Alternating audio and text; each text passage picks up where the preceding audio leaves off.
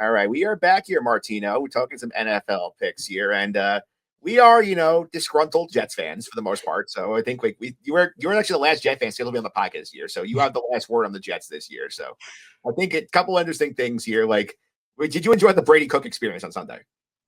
I didn't even watch it. I was just like, I have better things to do. I'm gonna go look away. I was just like, I know this sounds messed up as a Jets fan. I know Tyrod Taylor's not in, so that means our odds of winning have decreased. So I'm happy. So Brady Cook, whatever, you get a look. Jets lost, and I was happy. Out of morbid curiosity, I watched for about a quarter. When I saw I came making throw, I'm like, okay, I don't need to watch the rest of this game. So I sort of went to red zone about 1:45. That's very late in my time. I'm usually there at 1:05.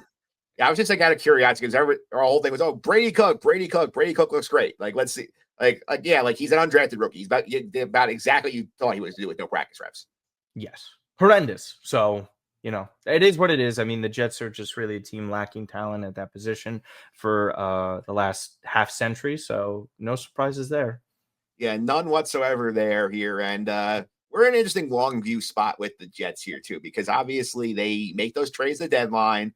Mm-hmm. They're in a position here where they're not mathematically dead for the top pick, but they can end up in the top four. I think you agree, but the only game that they really can win down the stretch is probably the Saints game.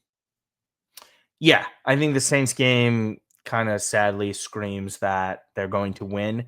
The only actual victory that I was upset about this year was the Bengals one. It was so easily losable, and them coming out victorious for that. But yeah, we talked about it. I mean, still going to have to play New England, likely to lose out in those games. Obviously, the Jaguars this coming weekend, and I think they've really hit their stride under Liam Cohn.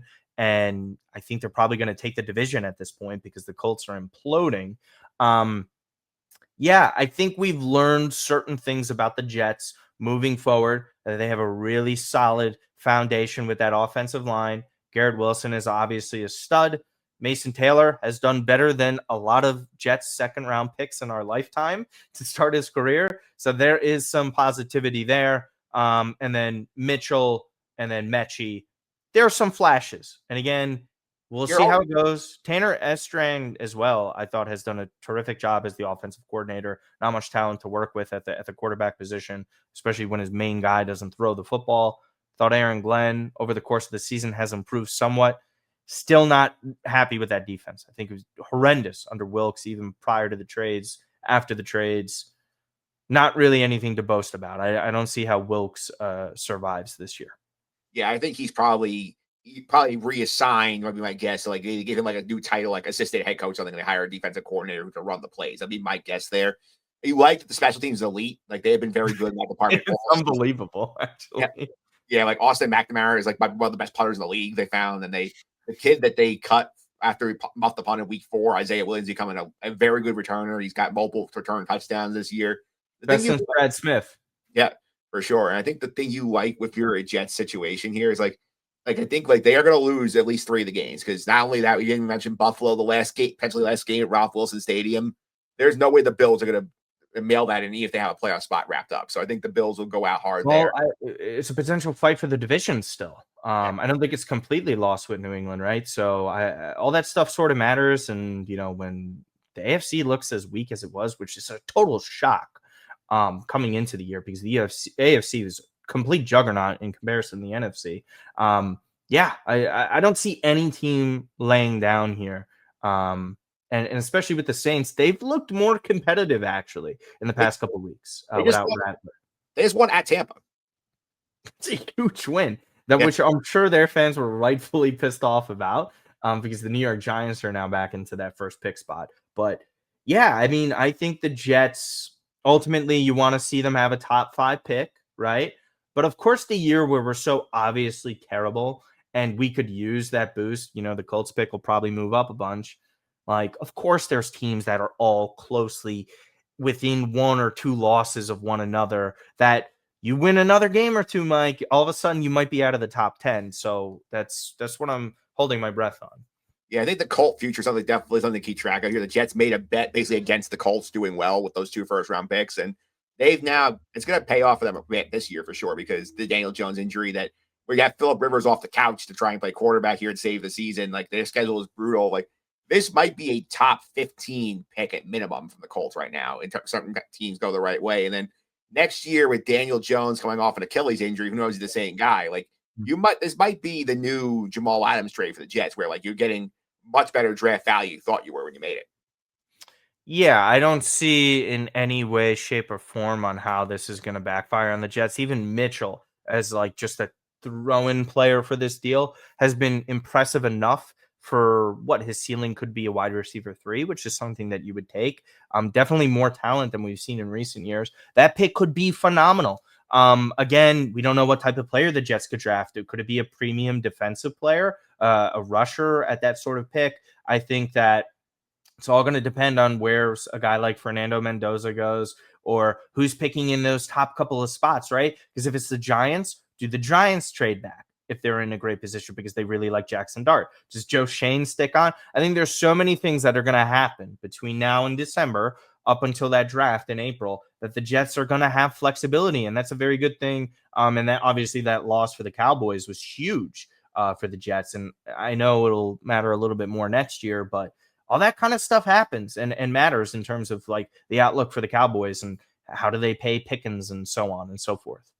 Yep, and obviously we talk about the Jaguar game here. This is going to be a big, big loss. I think what you want for the Jets here because like you're trying to just get inside that top 5. That's your goal. I think one, basically you need to like hit the moonshot to get number 1. But I think like you can get inside the top 5 gives you more flexibility to do different things. Yeah, definitely. And I think the way Liam Cohn and the Jaguars have been playing, they're firing on all cylinders. Trevor Lawrence, I don't think he's completely put to bed all of the negative, talk about him, but he's done well enough to prove that he could be a playoff quarterback again. We'll ultimately see what happens with them. I think that their offense has been very impressive in terms of just putting up points. Their defense is very underrated as well. Like I said, they're going to win the division most likely. I don't actually see the Jets keeping this one close, but I wouldn't be shocked if it was competitive in the first half. Yep, let's get to the picks. The reason why you're here. My buddy Will Smith, one of the hosts of the Sorry and Rep podcast, came by last week. He went 1-2 for the week. He took his Cowboys getting the 3 on Thursday against the Lions. They did not win the game. He had the Rams laying the 8.5. They covered very easily against Arizona.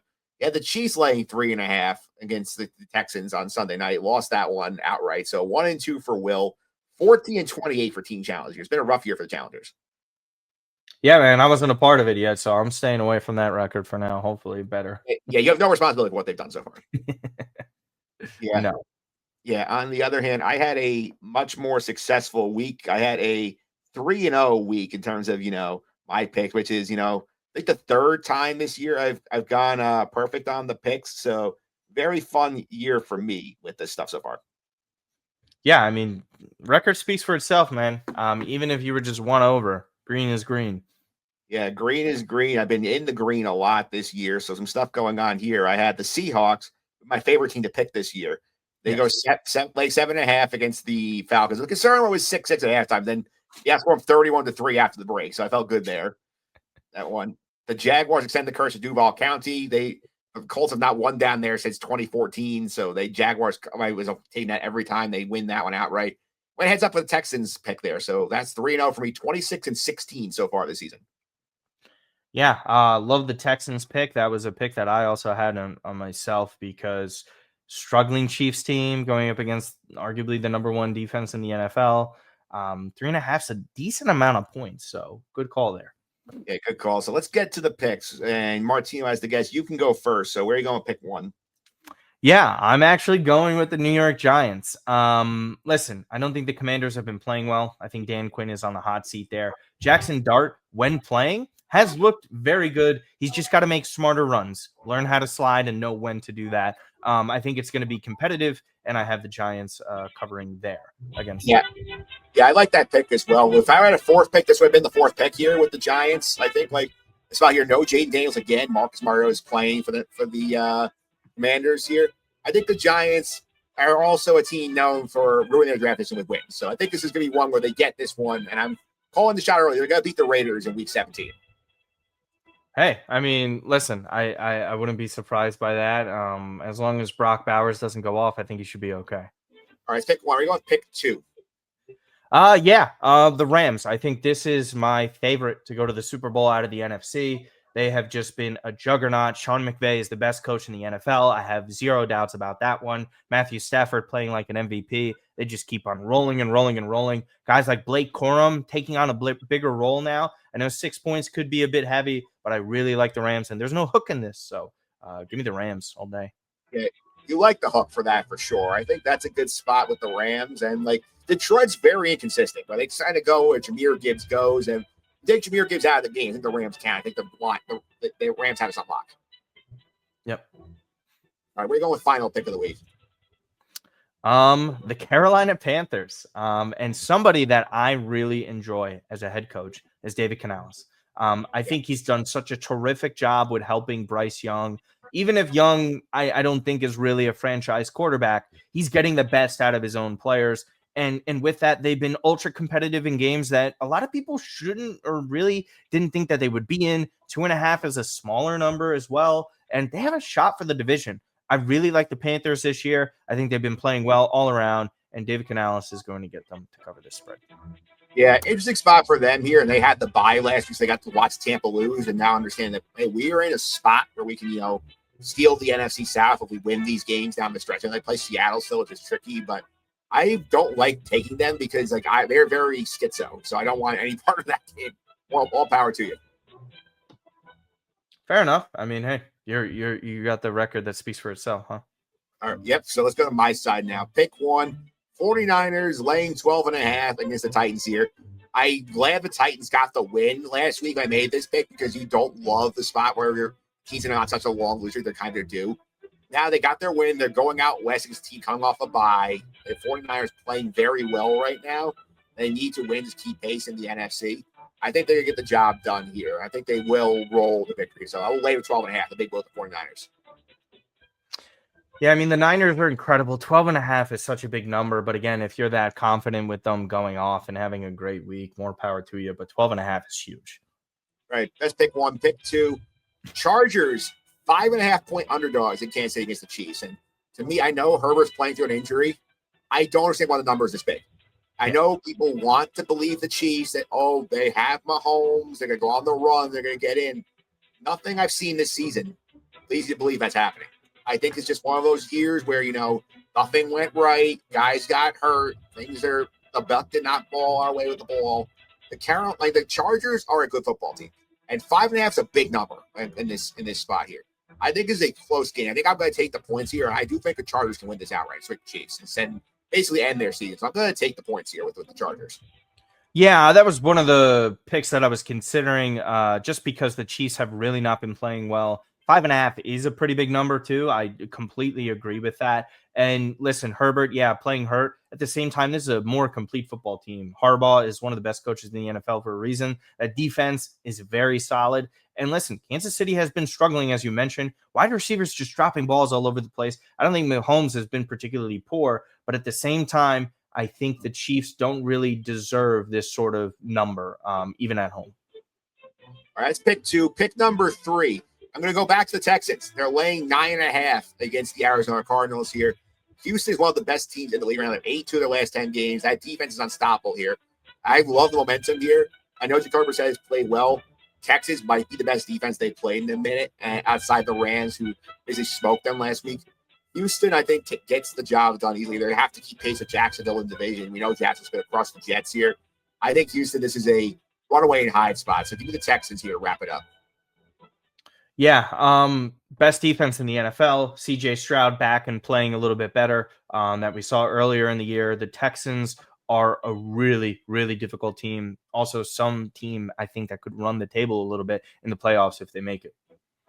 Yep. So to reset the picks of the week, Martino has gone with the New York Giants laying 2.5 at home against the Marcus Mariota-led Commanders. The Rams laying 6 against the Lions. Panthers laying 2.5 in New Orleans against the Saints. My picks: 49ers, Big Boy 12.5 against the Tennessee Titans. The Chargers getting 5.5 in Arrowhead against the Chiefs.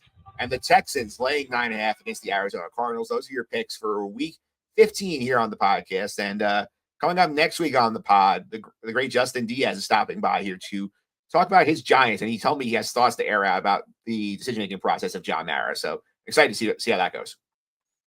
Yeah, well, the Giants got a lot going on there, so that'll be an interesting topic to discuss.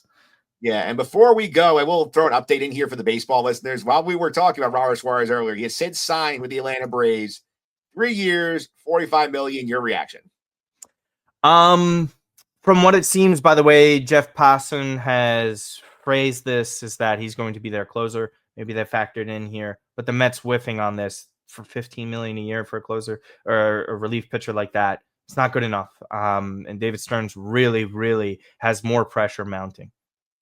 Yeah, I think that's a problem situation here because, like, I know the Braves had Iglesias. Like, if you lose, this is something I think that I know Stearns be patient. I think you're looking at this and you're sitting here like, I know you want to wait the market out, you want to get your value here, but I think at some point you also have to realize here, like, you can't leave the fans sitting here forever and say, like, are you actually doing anything? You were asleep at the wheel. I think that's something you have to watch here if you're the Mets. Yeah, and the structure was just given by Will Salmon, so he's only earning 13 million this current in 2026, 16 in 2027 and 16 in 2028. So the Braves had no deferrals in these deals. And again, this is the Atlanta Braves making this after the Iglesias signing, to your point. So the Braves aren't hesitant to do it. A team traditionally hesitant to make deals like that. Yet David Stearns, we don't know. Yeah, he sat this one out. So it appears that Devin Williams will be the closer. We don't know what's going on beyond that. So, Martino, thanks for all the time. Really appreciate it. If you want to keep up with your content, how can they do that? Yeah. They can go and follow me at Martino Puccio now on Twitter since I got hacked. Pooch, and then Martino Puccio everywhere else: TikTok, Instagram, YouTube. All right, sounds good, Martino. Thanks for all the time. Really appreciate it. Thanks, Mike.